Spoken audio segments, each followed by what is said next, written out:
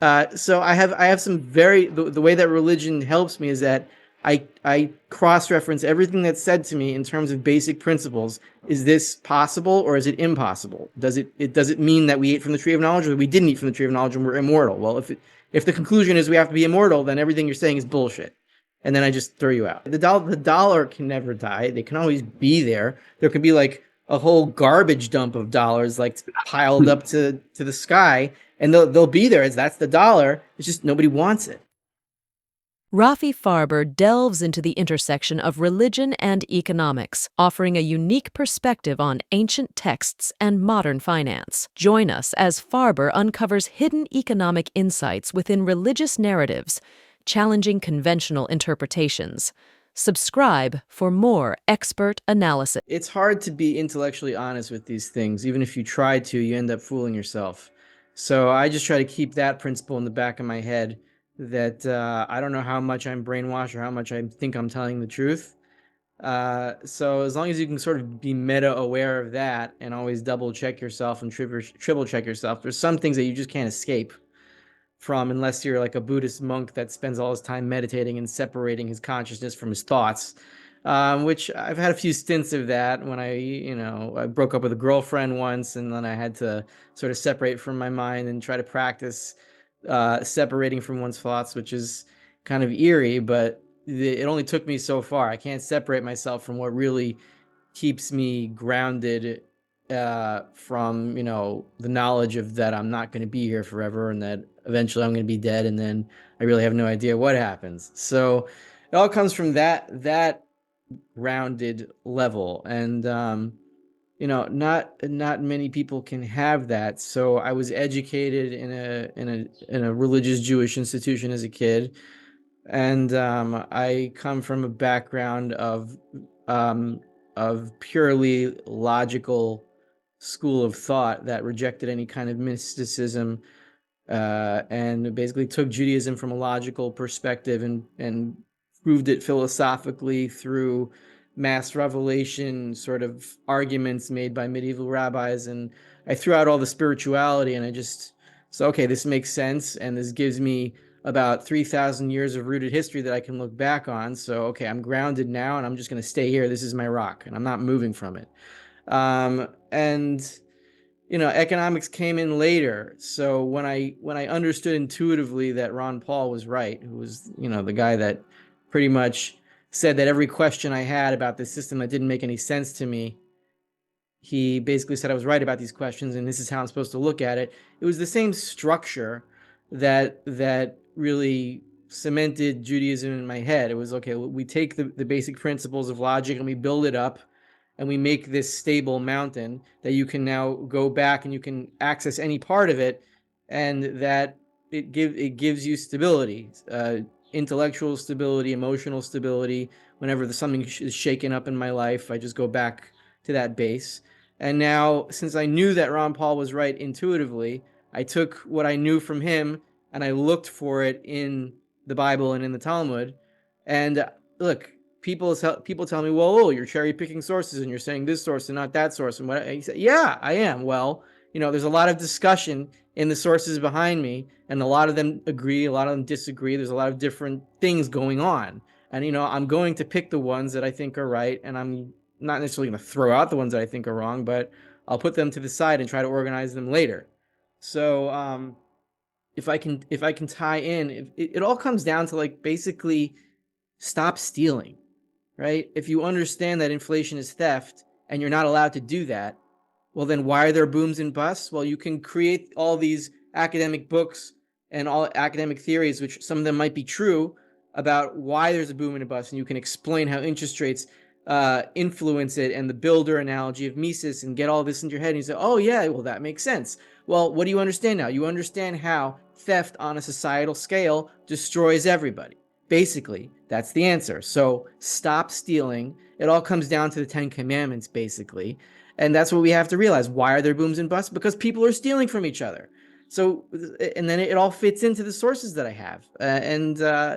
Nothing's going to sway that from me, no matter what academic argument you make or you don't make, because I know that this is all stealing. if you're asking me, like, I look at these things and then I look at stuff in the Bible. It's not really just the Bible. It's a lot of it is the Talmud. I'm not, Judaism is not a strictly biblical based religion in terms of we look at the words in the Bible. We always have a glass through which we see them. It's called Torah Sheba'al Peh, the oral law. It's a built up interpretation of all the 127, 128 generations since we got the Torah. We can't just ignore a part of it and then come up with a new thing that isn't based on anything in the past. That just it makes it unanchored, and then you just start building anything anywhere, and then you just break up as a people. So you have to stay together. But I can see things. I can I can notice basic things that I didn't see when I wasn't reading these stories in terms of an economic perspective.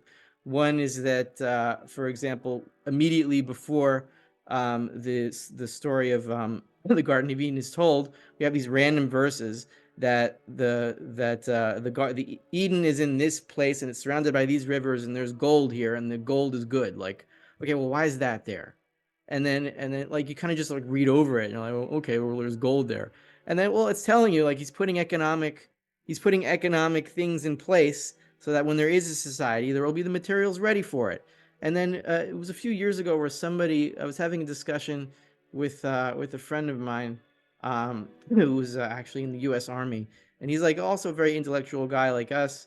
And we were going over the story of Eden, and he's like, well, before they ate from the tree, right? Before Adam and Eve ate from the tree, they had infinite time. They were immortal. And then once they ate from the tree, then they became mortal. So you have the introduction of something called time preference, right? If you have infinite amount of time, you have no time preference. You can do whatever you want, whenever you want. You live forever. So there's no economics. But once you have a limited amount of time, you have time preference. Therefore, you have interest rates. Therefore, you're going to die, and you have to start working, right? So I was like, oh, so this is the founding of the economy. This is why there's scarcity in the world, because we're all going to die. That kind of clarified it. So it puts us in a situation where we have to acknowledge the fact that there are a finite amount of things in the world, and that has us deal with our mortality. So whenever somebody comes at me and says, well, you can just print money and then people will be rich, well, that doesn't really jive with the fact that we're all going to die. So that has to be false. The overview highlights Rafi Farber's unique fusion of economic principles with ancient scriptures, rooted in intellectual honesty and religious tradition. His encounter with Ron Paul's insights led to a parallel revelation, aligning with his logical framework from Judaism. Farber's interpretation extends beyond Judaism, advocating for religion as a societal framework fostering cooperation and moral responsibility. Contemplating prophecy, Farber delves into personal experiences, recognizing the enigmatic interplay between consciousness and destiny. So I have some the way that religion helps me is that I cross-reference everything that's said to me in terms of basic principles. Is this possible or is it impossible? Does it mean that we ate from the tree of knowledge, or that we didn't eat from the tree of knowledge and we're immortal? Well, if the conclusion is we have to be immortal, then everything you're saying is bullshit, and then I just throw you out.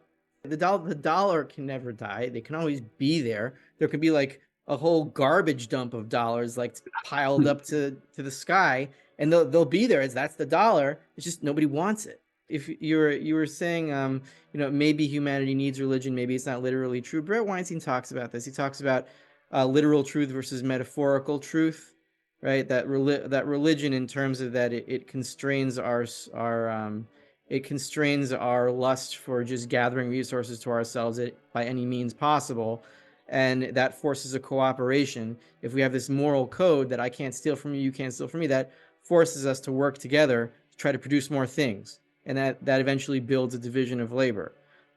So I mean, we'll get back to what you were thinking about in a second, but this I disagree with Brett Weinstein a little bit. I mean, I do believe in a difference between metaphorical truth, like a religion as a system that prevents us from infringing on each other, gives us all boundaries, private property. Thanks for joining us as we delved into Rafi Farber's fascinating take on religion and economics.